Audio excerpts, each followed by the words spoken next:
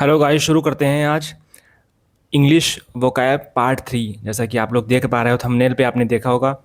तो पार्ट अब शुरू करते हैं। 16th वोकैब जो है एक्सेसरवेट। एक्सेसरवेट का मतलब होता है किसी समस्या को, निगेटिव चीज़ को, किसी समस्या को और बढ़ा देना। ठीक है। तो to make problem even more worse, तो ये सही हो गया। तो क्लाइमेट चेंज में वर्स में exacerbate water scarcity in India. Climate change भारत में वाटर की कमी को और बढ़ा सकता है। स्कार्सिटी का मतलब कमी, किसी निगेटिव चीज़ की कमी। ठीक है।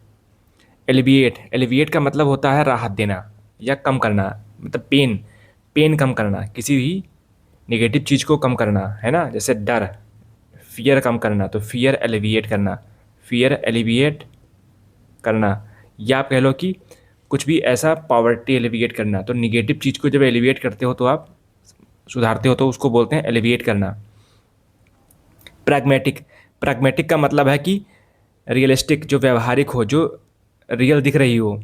जैसे मान लो आपने फिजिक्स पढ़ी, आपने मान लो केमिस्ट्री पढ़ी, और केमिस्ट्री में आपके पास 10 चैप्टर थे, आपने पढ़े सिर्फ 5 ही, और अब आप मोहल्ले में गाते हुए फिर रहे हो कि मेरे तो 100 में 100 नंबर आएंगे। अरे कैसे आ जाएंगे भाई, जब आपने 5 चैप्टर पढ़े ही नहीं हैं, आपने सिर्फ 5 चैप्टर ही पढ़े हैं।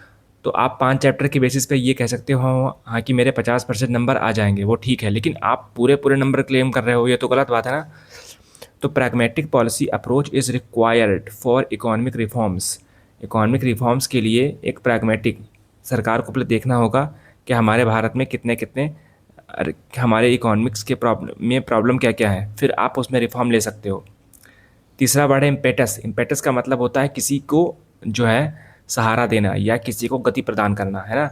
तो digital India has given impetus to online services.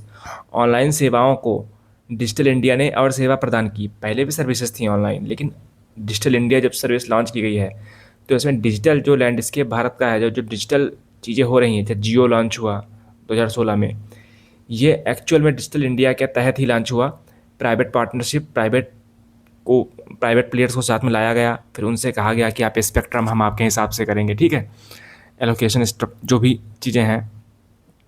तो ये करा कि इम्पेटस का ताकत देना। जैसे मान लो कि मेरी मेरी पढ़ाई में मेरे मम्मी पापा ने काफ़ी इम्पेटस दिया, इसीलिए मैं सफल हो पाया। तो मतलब मेरी पढ़ाई में मेरी मम्मी पापा ने इम्पेटस दिया का मतलब ये है कि सहारा देना, जोर देना, कि मुझे पैसे की ज़रूरत थी तो पैसा दिया, या मुझे सपोर्ट दिया इमोशनल, जब मैं बीमार पड़ता था या जब मैं चिंता में था तब मम्मी पापा ने सपोर्ट किया। तो इस तरीके से आप बोल सकते हो।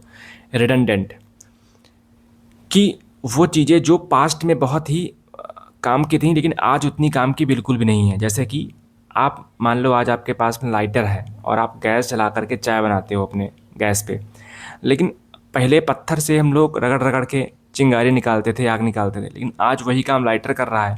अगर मैं आज कहूँ कि मैं पत्थर से रगड़ करके चिंगारी निकाल के चाय बनाऊंगा, तो शायद वो इतना अच्छा ना लगे। तो रिडंडेंट लॉ हो चुके हैं, है ना। इनएविटेबिलिटी, की अनिवार्यता, ये तो होना ही है ना। जिस तरीके जैसे इनएविटेबिलिटी जैसे है कि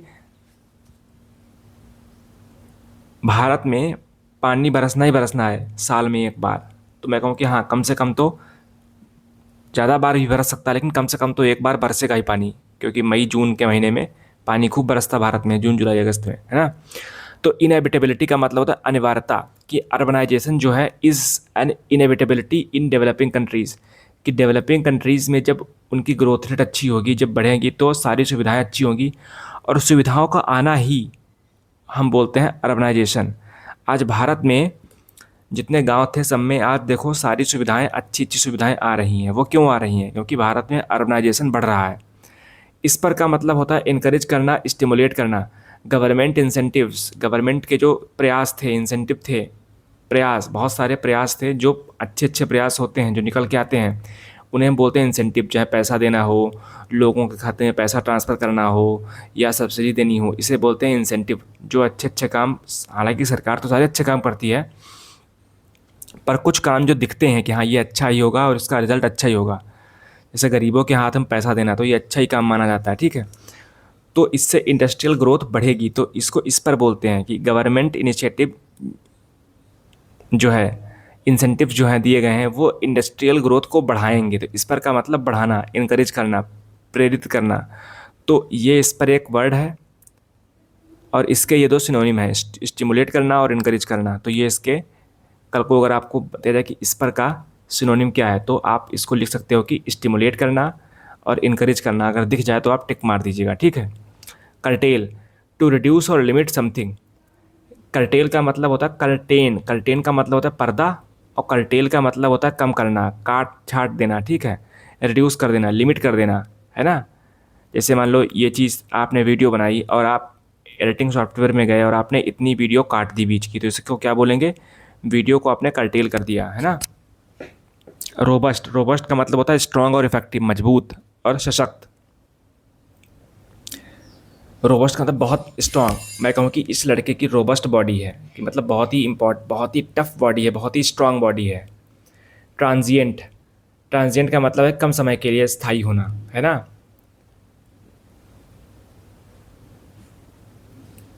जैसे मैं कहूँ कि भारत में अगर महंगाई मान लो आई तो वो कम समय के लिए थी, फिर दोबारा से शांत हो गई। भारत में 12 महीने में कम से कम 1 महीने में टमाटर के प्राइस 80 रुपये में हो जाते हैं, बाकी पूरा साल 20 या 25 रुपये में रहते हैं। तो मैं कह सकता हूँ कि जो 80 रुपये प्राइस हुआ है किसी मंथ में, तो ये केवल और केवल आप कह लो कि ट्रांजिएंट प्राइसेस हैं, ये कम समय के लिए हैं, ये ट्रांजिएंट प्राइसेस हैं, ये कम समय के लिए प्राइसेस अभी बढ़े हैं।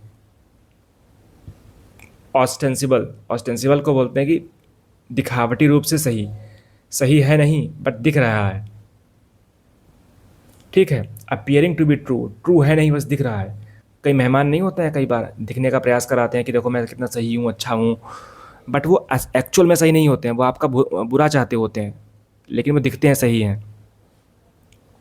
बेलिजरेंट, बेलिजरेंट का मतलब होता है एग्रेसिव, वॉर लाइक। चाइना जो है बॉर्डर पे काफ़ी बेलिजरेंट रहता है, चाइना काफ़ी बेलिजरेंट रहता है, धमकाता रहता है कंट्रीज़ को।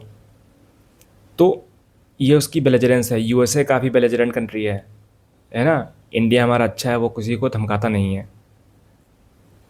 तो belligerent country adopted a belligerent stance, stance का मतलब ये है कि रुख, आपने अपना रूप, ठीक है। बेलिजरेंट स्टांस, ये आपने यहाँ पर ये बिहेवियर बना लिया है ना। स्टैंस, बेलिजरेंट स्टैंस, रुख, आप बोल सकते हो उसको हिंदी में रुख। कैटा, कैपिटुलेट, सरेंडर करना। पाकिस्तान की आर्मी ने भारत की आर्मी के सामने सरेंडर कर दिया, तो कैपिटुलेट उसको बोलते हैं, ठीक है। डाइकोटमी, दो पार्ट में डिवाइड कर देना, ठीक है। मान लो गवर्नमेंट ने कोई स्कीम लॉन्च की तो उससे फ़ायदा तो होगा, पर इन्वायरमेंट को भी काफ़ी नुकसान होगा, है ना। हम लोगों ने डीजल पेट्रोल काफ़ी यूज़ किया है, डीजल पेट्रोल के फ़ायदे ये हैं कि हाँ, हम गाड़ी चला करके पहुंच सकते हैं अच्छे तरीके से, लेकिन इस डीजल पेट्रोल का नुकसान क्या हुआ कि इससे हमारे यहाँ का जो इन्वायरमेंट है वो भी काफ़ी प्रदूषित हो गया, है ना। डाइकोटमी से बोलते हैं इसे, डिचोटमी नहीं डाइकोटमी बोलेंगे, division into two contrasting part. कि एक ही गवर्नमेंट ने पॉलिसी लॉन्च की थी बट उसके दो दो परिणाम निकले, एक तो अच्छा हुआ एक बुरा हुआ, है ना। एक बुरा, अच्छा क्या हुआ कि मान लो सरकार ने कहा कि हाँ, फॉरेन कंपनीज़ को हम बुलाते हैं कि वो अपनी अपनी कारें और गाड़ियाँ बेच सकते हैं या फिर मैन्युफैक्चर कर सकते हैं। तो उन्होंने गाड़ी बेचने के लिए भारत आया, फैक्ट्री लगाई उन्होंने, इसके दो परिणाम हुए। एक तो भारत के लोगों को सस्ती बाइक मिल गई, लोगों को जॉब मिली, फैक्ट्री में लोगों ने काम किया, है ना, इस तरीके से। तो एक तो फ़ायदा हुआ। दूसरा नुकसान क्या हुआ, जहाँ फैक्ट्री लगी हुई थी वहाँ पर नदियों को काफ़ी प्रदूषण झेलना पड़ा, बिकॉज फैक्ट्री से निकलने वाला धुआं वगैरह वगैरह, कीचड़ वगैरह, वो सारा नदियों में पहुँच गया। और प्लस क्लाइमेट चेंज पर इफेक्ट हुआ, तो लोगों को दिक्कत हुई, लोग काफ़ी बीमार भी पड़े इस चीज़ से, है ना। इंडेमिक, इंडेमिक का मतलब होता है कि उसी क्षेत्र में फैला हुआ, है ना, उसी क्षेत्र में फैला हुआ। जैसे आप देखते हो कि नवंबर दिसंबर के महीने में, जनवरी के महीने में 3 महीने काफ़ी ख़राब होते हैं, नवंबर दिसंबर जनवरी, दिल्ली के लिए, क्योंकि वहाँ की हवा जो है वो काफ़ी गंदी हो जाती है ना। हवा काफ़ी गंदी हो जाती है तो लोगों को काफ़ी दिक्कत होती है ना। PM2.5, PM10, है ना, ये सारी चीज़ें बहुत बढ़ जाती हैं। तो वो जो समस्या है हवा की, क्या वो भारत के और भी राज्य में आती है? जी नहीं। मेनली तो दिल्ली में ही है, आसपास के इलाकों में, बाकी जो छोटे गांव हैं उनमें नहीं आती है इतनी। तो वो समस्या जो है हवा की गंदगी की, वो एंडेमिक है, फ्रिवलस, नॉट सीरियस। तो दोस्तों आज इतने रखते हैं 30 तक, अगले वीडियो में कवर करेंगे आगे के। Thank you very much. Please subscribe to channel अगर आपने अभी तक सब्सक्राइब नहीं किया है।